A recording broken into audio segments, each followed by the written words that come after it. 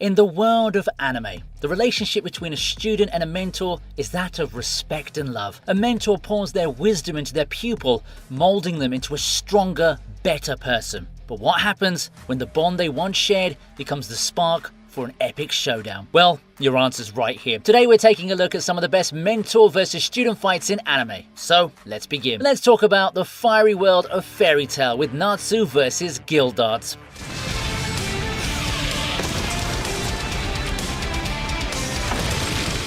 These two share a bond that goes beyond the typical teacher-student relationship. See, Natsu saw Gildart as a father figure when he was a child and continued looking up to him as Gildart was the strongest mage in the world of Fairy Tail. When Gildart returned from his 100-year quest, Natsu constantly tried to involve Gildart in a fight with him. You know, that's how Natsu is. The two clashed during the S-Class Mage promotion trial, and our boy Natsu was practically bouncing with excitement at the chance to fight his mentor. He couldn't wait to show Gildart how far he'd come as a magic user, but hey, Gildart is in a league of his own. He was easily able to bring down Natsu while showing off a little bit of his powers. Gildart wanted to teach Natsu a lesson about humility. After all, even the fiercest Dragon Slayer needs to learn that not every problem can be solved by headbutting it into submission.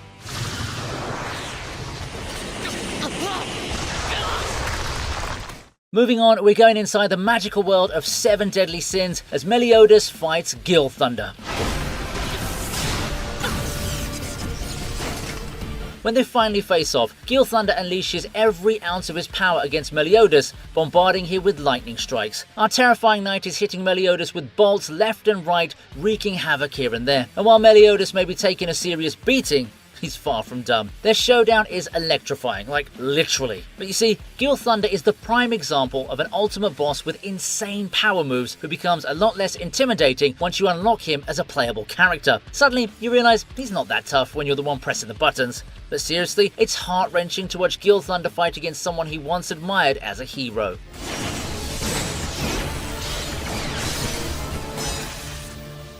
Slashing their way into this list, Thorfinn and Askeladd from Vinland Saga share a very complex relationship, but the moment they fight is just amazing.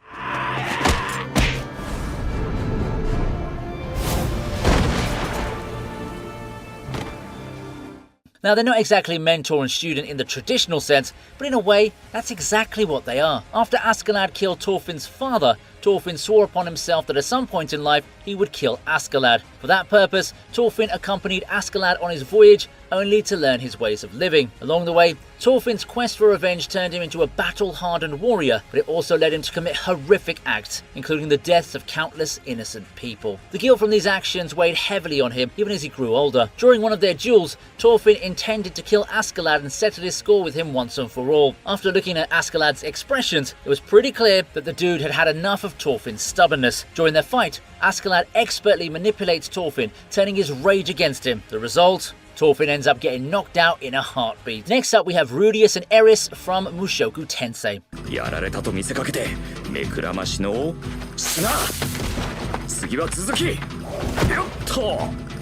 Rudius was pretty clear about what he was getting himself into after he agreed to be Eris's teacher. Initially, Rudius was struggling with dealing with Eris's temper and stubbornness, but then something miraculous happened. Slowly but surely, Eris started to calm down. Maybe it was Rudius's persistence, or maybe she just ran out of things to throw at him. Either way, she began to actually listen and take in his teachings. During one of their training sessions, after Rudius gained the Demon Eye of Foresight, we got a real treat. Eris, who's actually a powerhouse in her own right, struggled to take down her teacher.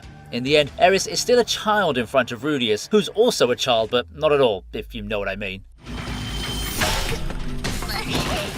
It wouldn't be a mentor versus student list without this. We have one of the best fights from Gintama. Yeah, I'm talking about the emotional and intense fight between Gintoki and Utsuro.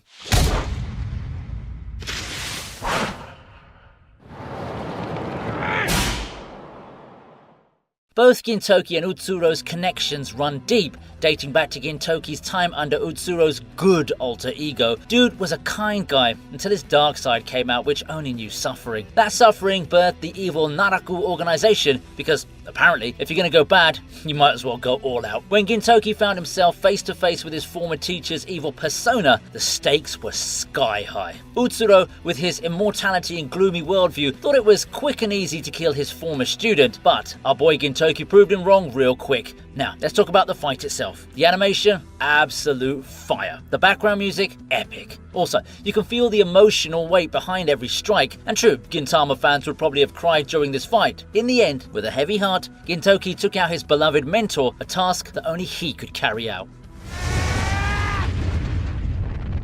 Even though it's new, it's a banger as we take a look at Kafka vs Hoshina in Kaiju number 8. Kafka Hibino was an average guy. Well, he was until he got turned into a kaiju.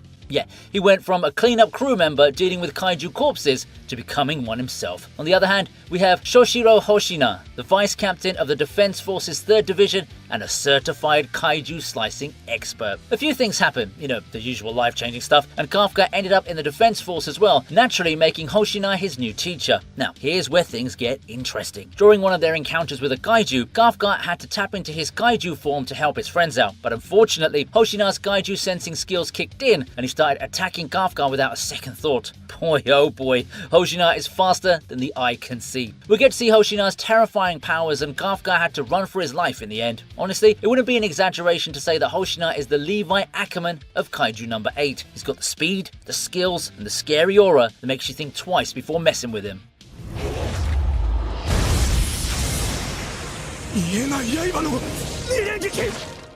Let's talk about the Pookies of Chainsaw Man who got themselves in trouble with Gishibe, the strongest devil hunter, during their intense training session.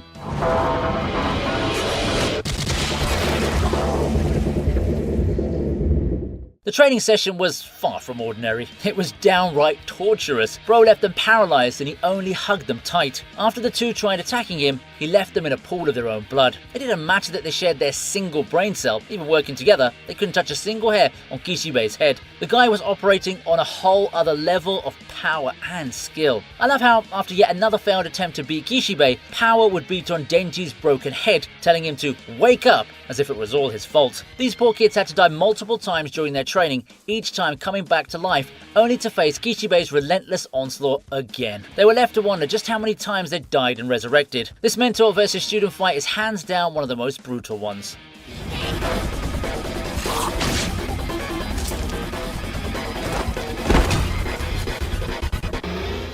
We're getting into the dark and twisted world of Tokyo Ghoul now, where we get to see one of the most intense fights between a mentor and student.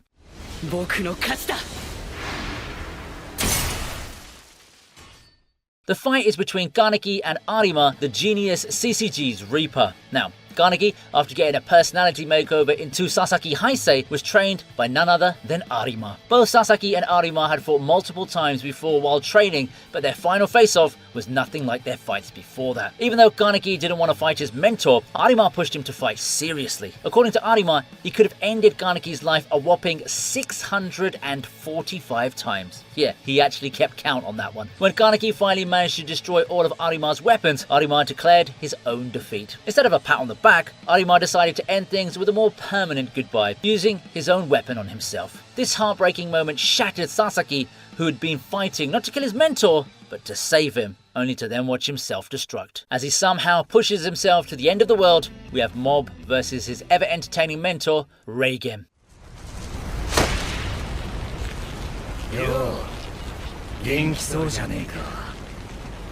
You see, Mob's a walking nuclear reactor of psychic powers, while on the other hand, Reigen is the self-proclaimed greatest psychic in the world. Now, despite having zero psychic powers, this man has managed to convince everyone else, including Mob, that he's the real deal. After a couple of years of working together, Mob started treating Reigen like a mentor, and Reigen saw Mob as his greatest support. But things got messy when Mob unlocked his question mode. Reigen took it upon himself to bring Mob back to his senses. Rather than a fight, this was Reigen's pursuit of Mob. As Mob's leveling buildings and sending psychic shockwaves through the town, Reigen is bravely, maybe foolishly, running after him.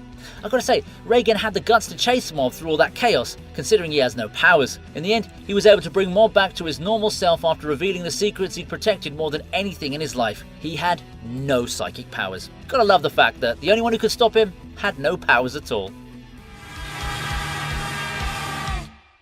If you're with me so far, please make sure to give this video a like and subscribe to the channel if you haven't done so already. Come on, don't make Vinny Sensei sad, eh? Now, let's enter the top 10. Of course, the clash between Garo and Bang in One Punch Man stands out as one of the most epic mentor versus student battles.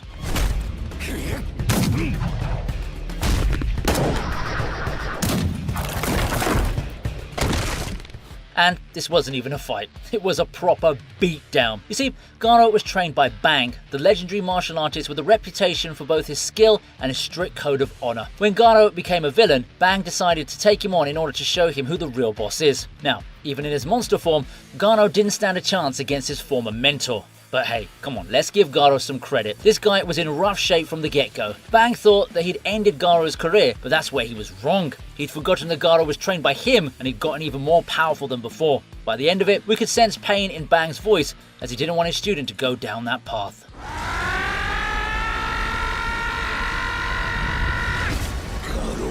In the world of Attack on Titan, there are many emotionally intense fight scenes, but the one that really moved our hearts was between Levi and his uncle Kenny.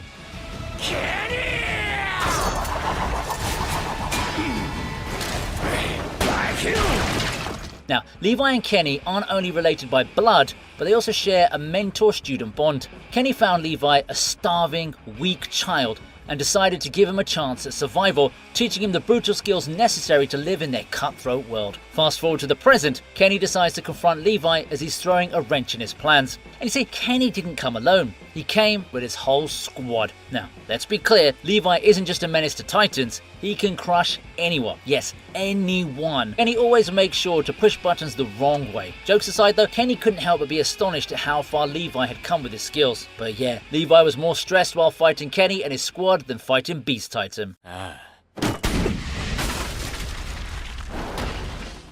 Ah yes, Orochimaru, the man who makes everything weird with his existence.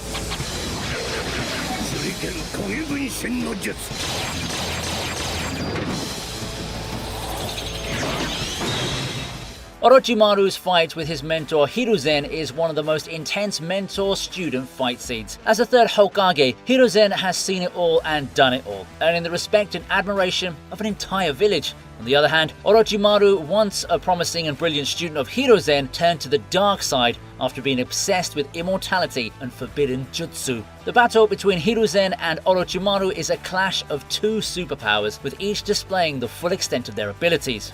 You see, even Kakashi was scared of fighting Orochimaru. After all, only a mentor can see through his student and the kind of weakness he has, but Hiruzen wasn't scared at all. He might be old, but he still got the moves. But even though Hiruzen couldn't defeat his unruly disciple, a small part of his heart still loved Orochimaru, and that's honestly too much for my heart.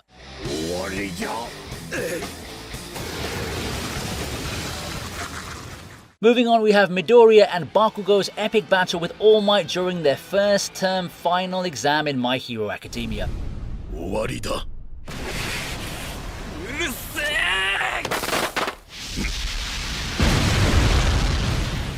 Basically, for that exam, the students were heroes and the teachers were villains. Midoriya and Bakugo found themselves in a sticky situation when their opponent villain turned out to be none other than All Might. What's worse is that Midoriya and Bakugo's communication sucks. Well, you know, Bakugo isn't exactly easy to handle at all, especially for Midoriya. It's like mixing oil and water. They just don't go together. Anyway, this fight genuinely made me fear All Might. He had two major restrictions, the bindings and the limited power he could use. Despite these limitations and still holding back, he absolutely demolished Midoriya and Bakugo. Also, we've got to give Midoriya some credit here, because he was able to punch All Might hard in his face. It's not every day when we see something like that now, is it? And the fact that Bakugo tried to bite All Might's hand in order for him to let go, that was hilarious. Now let's talk about the fight that ate and left no crumbs. I'm talking about the fight between Kuzan and Monkey D. Garp in One Piece.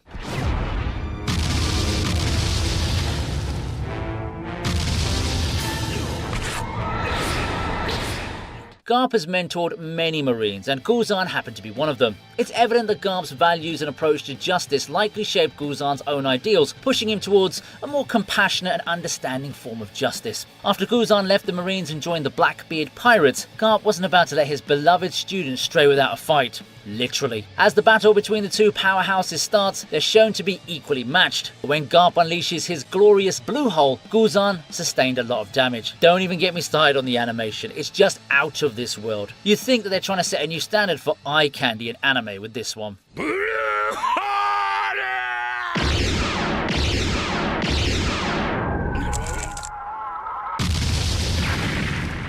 Have you ever wondered who Gohan's real dad is? It's Piccolo, which is why we're going to talk about their fight in Dragon Ball.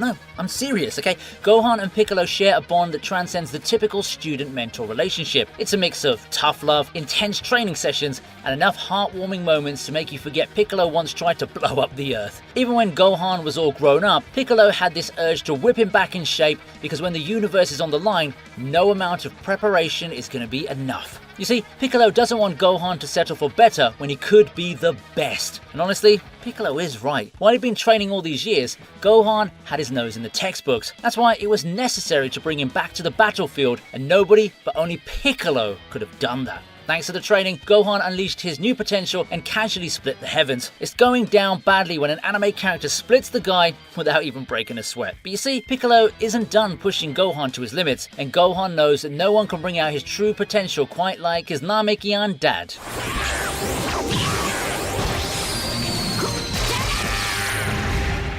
Going forward to the most badass entry on this list, we have Unohana vs Zaraki in Bleach.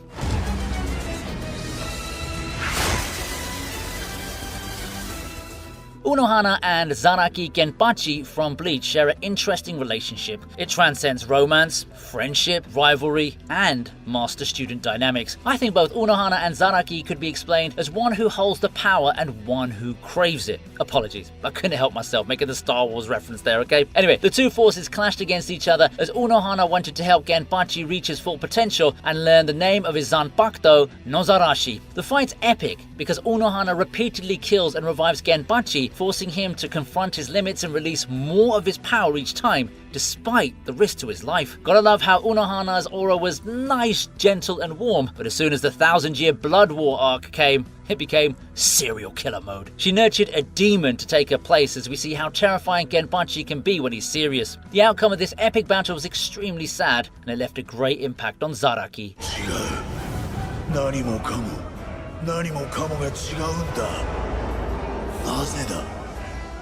Next up we have Assassination Classroom, where the talented and rebellious boy from Class 3E finds himself face to face with Goro Sensei, the invincible and super smart teacher.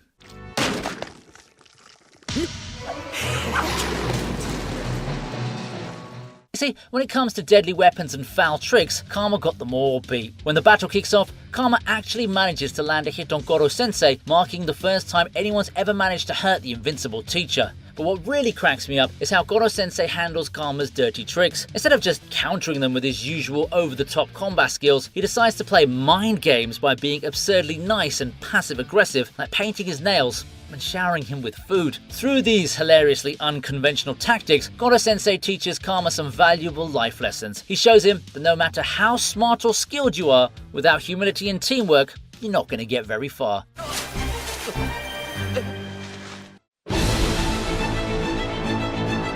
Finishing up the list is Chiron vs Achilles. As much as the Fate series has epic fights, I always felt that it lacked the student-teacher dynamic in the mainline series. It's not a big loss or anything like that, but I felt that having this kind of story backdrop would be epic in something like the Fate series. Well, Apocrypha's not mainline, but it counts, and the student-teacher fight came in the form of one of the best hand-to-hand battles the whole franchise had to offer. It's not the main event, but with how good the two legendary heroes went at it, it might as well be. Their last fight was just a joy to watch, not just for the graphical prowess at work, but also due to the level of personal stakes the fight had. Some people have been calling this fight better than other standouts like the Cowboy Bebop fight, and that's really saying something. It also showcases the best part of student-teacher battles that I mentioned earlier. It showed the growth and development of both individuals, with the student finally managing to overcome his greatest challenge. It may have come in the form of a brutal fight, but I think that Chiron finds some pride in raising his student up to be such a mighty fighter. With that, we're wrapping up this list of the best mentor versus student fights. I know there must be other moments which I might not have shown on this list, so let me know in the comments which are your favourite moments and if I should do a part 2. If you enjoyed this video, you can take a look at the best brother versus brother fights in anime right here. See you next time.